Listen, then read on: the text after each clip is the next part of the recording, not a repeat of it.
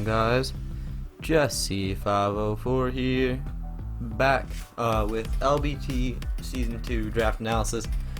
So about the break, it just didn't happen. We could just go right into drafting, and our tiers and our roster was finalized quick enough so that we didn't even need to really worry too much about it.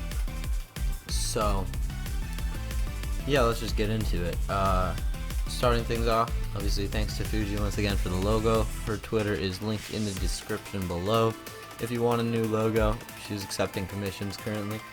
But without further ado, let's get into my draft analysis. This season, we only banned Mega Rayquaza and Ultra Necrozma. So yeah, and then there are obviously some specific clauses, but for the most part, everything is completely and totally unrestricted. Obviously it is a points draft this time around, so the most busted stuff like Primal Groudon and the good Arceus, because we did pretty much the same Arceus rule as we did last season, other than the fact that every single Arceus was pickable.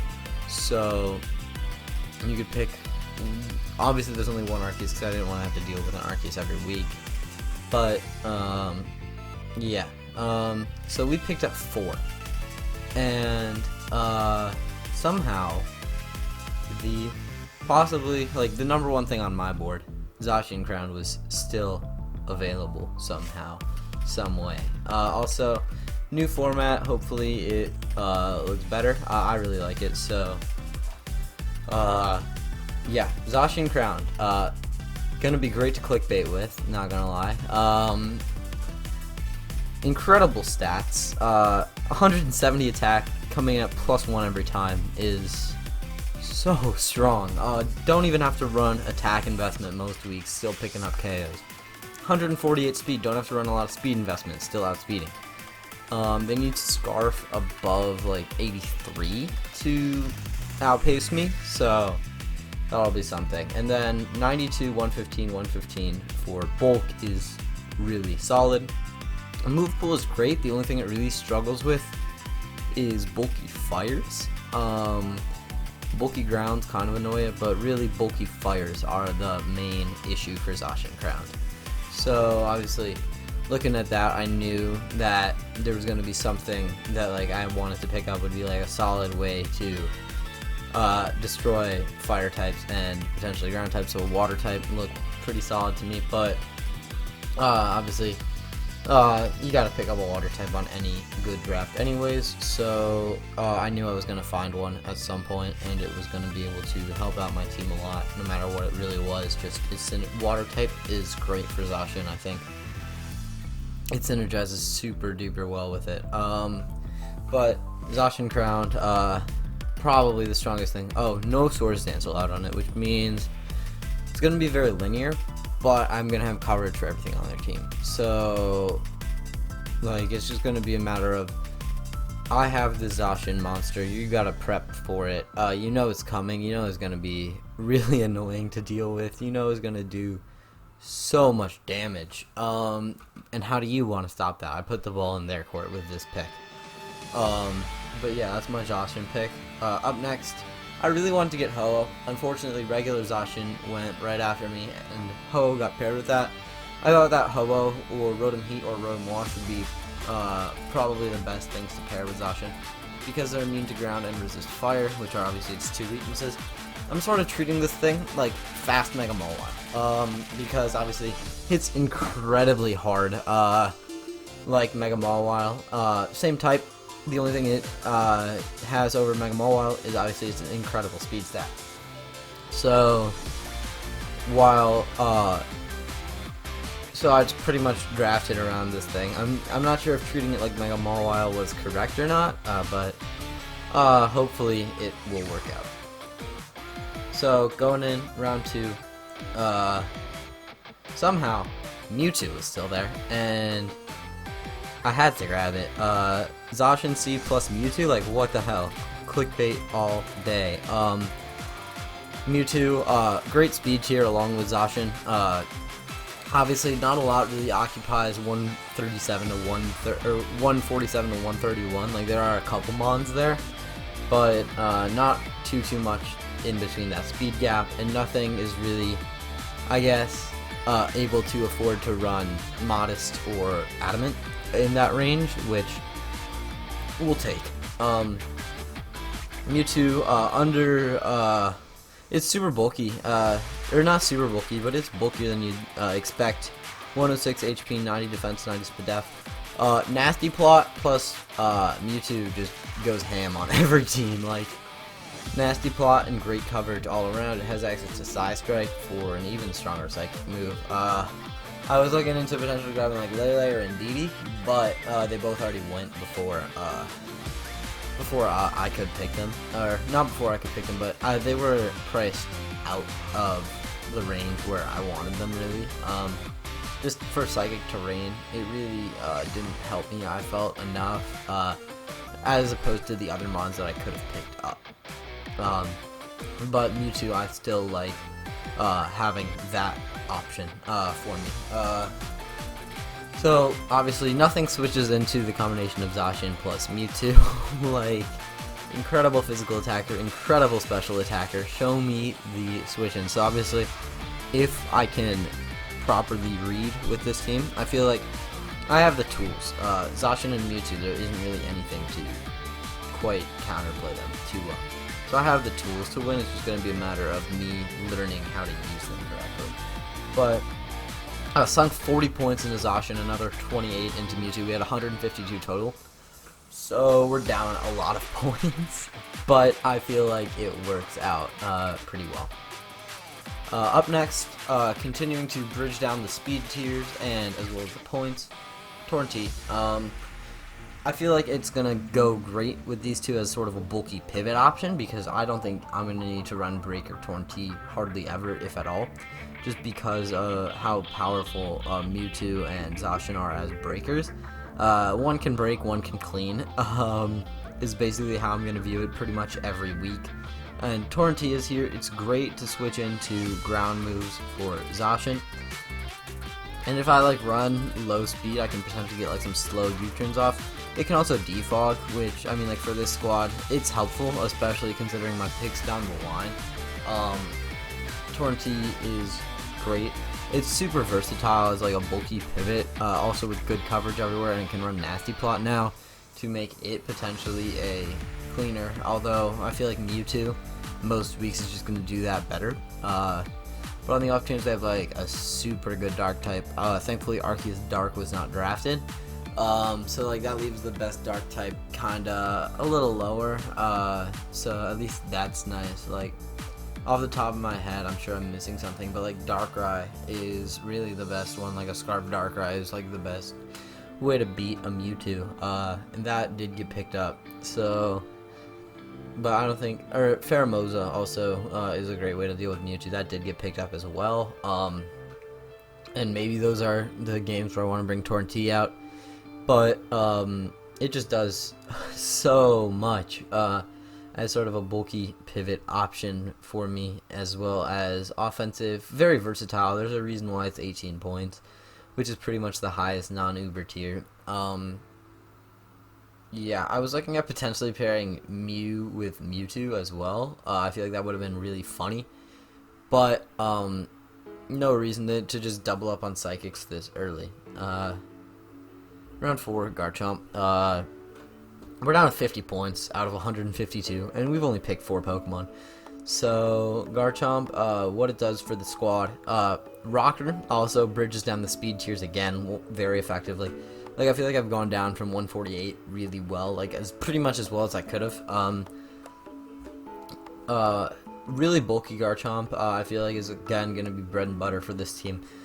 I feel like it's going to be able to hit hard, and like low tiers are pretty much can just afford to run all bulky. I don't need them to break at all when I have a whole lot of Zacian and a Mewtwo right there. No reason for them to break. But obviously it hits really hard on the physical side and can rock for my team, which I think could be helpful in some matchups. Garchomp is probably the most reliable rocker on the team. So having that able to do just set rocks for me is always nice. Bulky, really surprisingly bulky, obviously, with a great HP stat and solid defensive stats. It can sort of take hits and dish them out with its great attack stat as well. But really just here to support, finishes off the Fairy Dragon Steel Core with Zacian and Garchomp, just a 2-mon core for that. But obviously,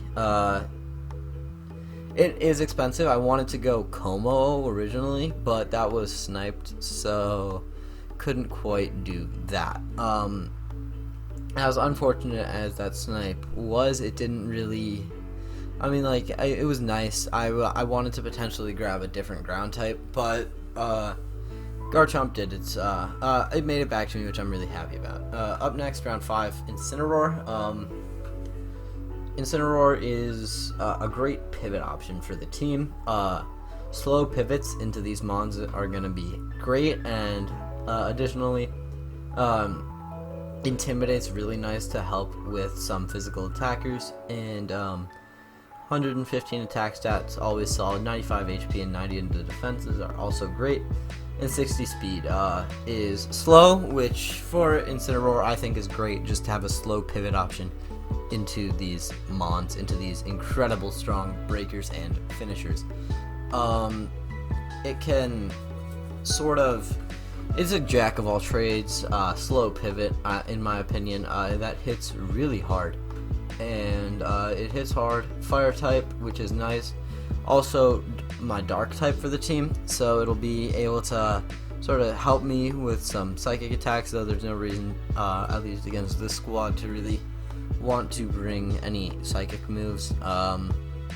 But Incineroar does, I think, its job really well. I was looking at potentially going Arcanine here for the teleport, but 2 points cheaper for Incineroar, and getting a dark type made Incineroar worth it to me.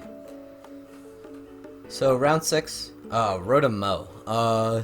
I wanted to potentially get Rotom-Wash and a slightly cheaper grass type, but roll compression on Rotom-Mow really helped me out when I'm kind of low on points, plus the next mon that I wanted to get, especially since Serena went, and I didn't want to get Delmise or Decidueye, so I felt like spending a couple extra points on Rotom-Mow, or a couple extra points for my grass on Rotom-Mow, saving a couple points on my water instead of getting Rotom-Wash. I feel like net positive for the team. Obviously, it's a Rotom form, so you know 50 and then 107 in both defenses, and then solid special attack. But really great as like a solid defog option this generation. 86 speed, really, it's a nice speed tier going from Garchomp to that.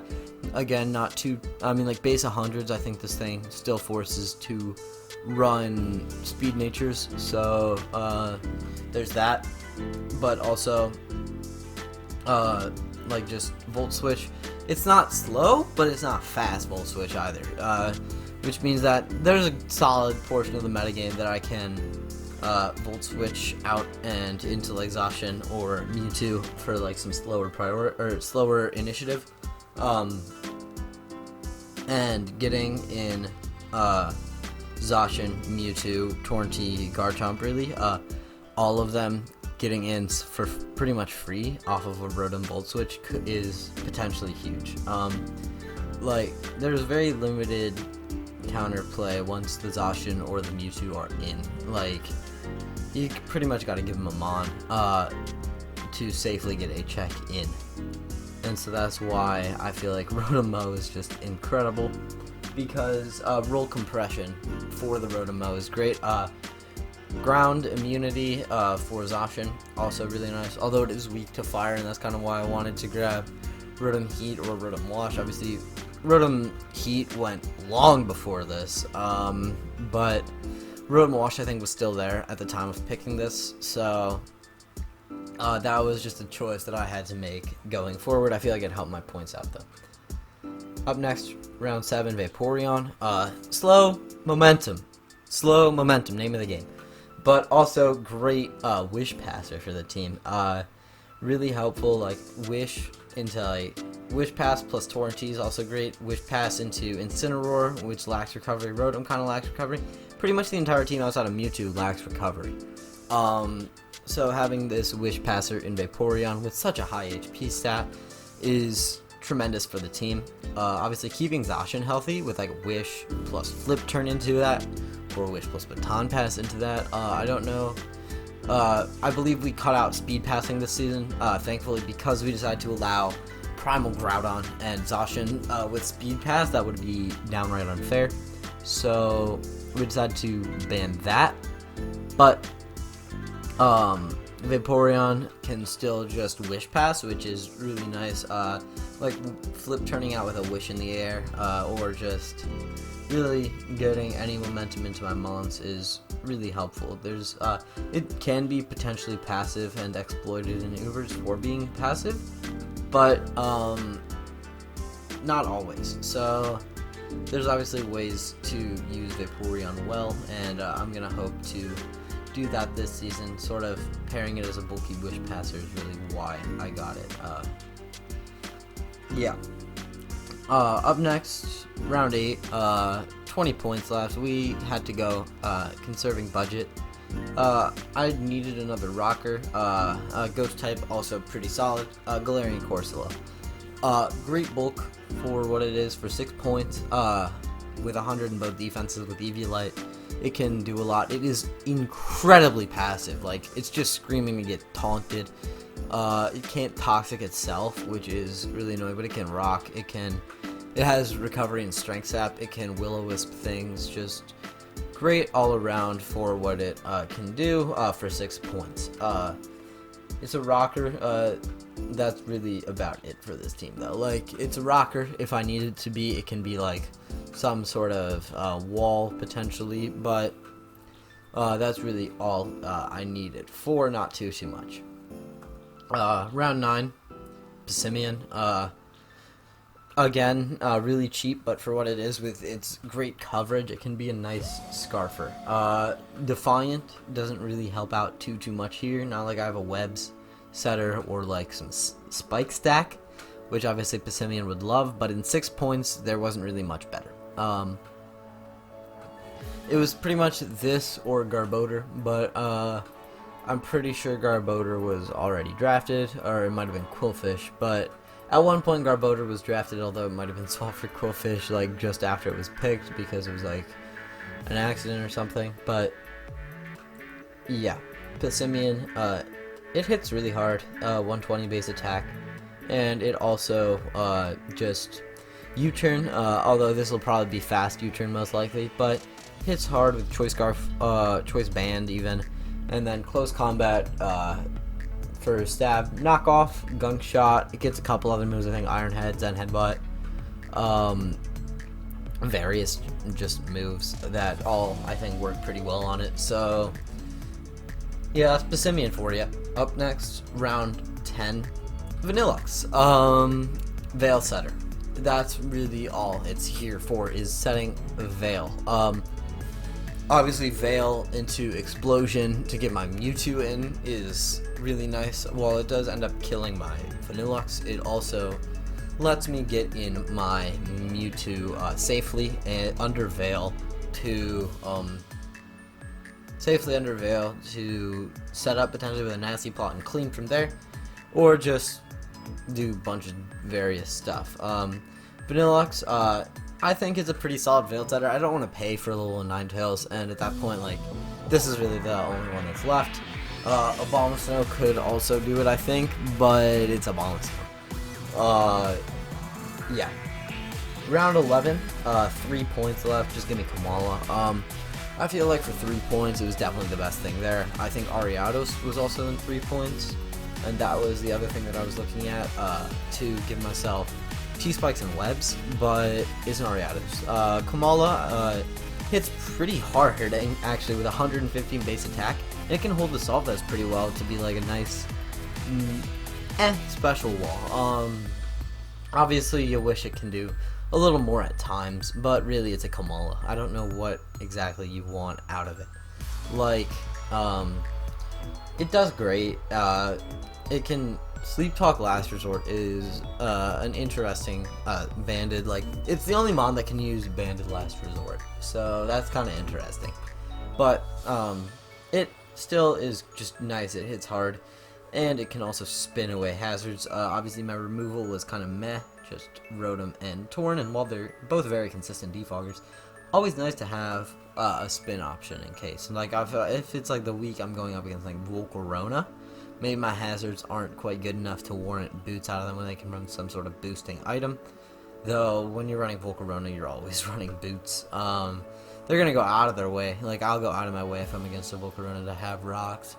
Just to really show them, like, yeah, if you want to go no boots, you're going to pay. And, yeah, so having spin, those weeks could be nice. But other than that, really just reflections on the team. 2 great breakers in Zacian C and Mewtwo.